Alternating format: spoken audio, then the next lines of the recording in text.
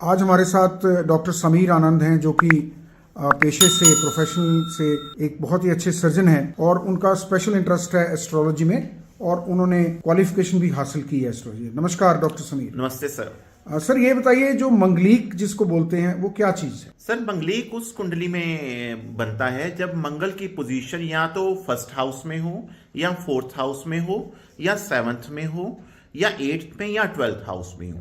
अगर इनमें मंगल पड़े हैं तो मंगलीक कुंडली है। सर ये बताइए, जो मंगलीक आमतौर पे देखा गया है, जवान बच्चे जब होते हैं तो माता पिता कुंडली दिखाते हैं तो पंडित जी कहते हैं मंगलीक है आपका बेटा, इसकी शादी मंगलीक से ही बिटिया से होनी चाहिए।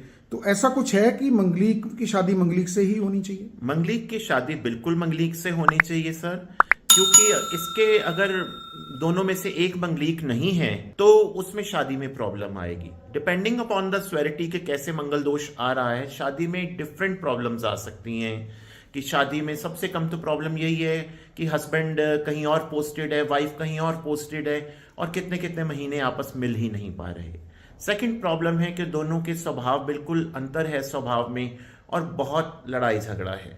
तीसरा प्रॉब्लम आ सकती है क्रॉनिकली बीमार रहता है पार्टनर, दूसरा उसकी सेवा ही किए जा रहा है। इसके हिसाब से जैसे जैसे इसकी पावर बढ़ती है मंगल की और दोष बढ़ता है, उसके हिसाब से प्रॉब्लम भी बढ़ती है। कई बार सुना गया है कि कोई एक्सीडेंट मंगलीक की वजह से हुआ या सेहत में ज्यादा नुकसान हो गया। ये सही है क्या? सर कुंडली के हिसाब से अगर देखे जाए तो हो सकता है। सर ये बताइए कि जो मंगलीक हैं और इसका कोई उपाय है कि मंगलीक, आप आमतौर पे लोगों का विश्वास है 27-28 साल के बाद उम्र निकल गई तो मंगलीक खत्म हो गया। सर ऐसे कुछ नहीं होता। आपका पिता जितना भी बूढ़ा हो जाए वो आपका पिता ही रहता है। कई बार शादियां कामयाब होते देखी हैं। कई पंडित कहते हैं हमने तो शादी करा दी मंगलीक की नॉन मंगलीक से, देखो कुछ नहीं हुआ।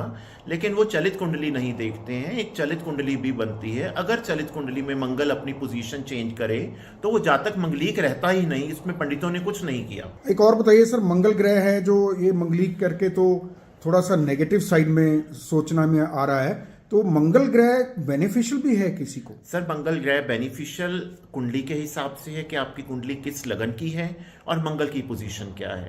हर ग्रह बेनिफिशियल भी हो सकता है और मैलिफिक भी हो सकता है।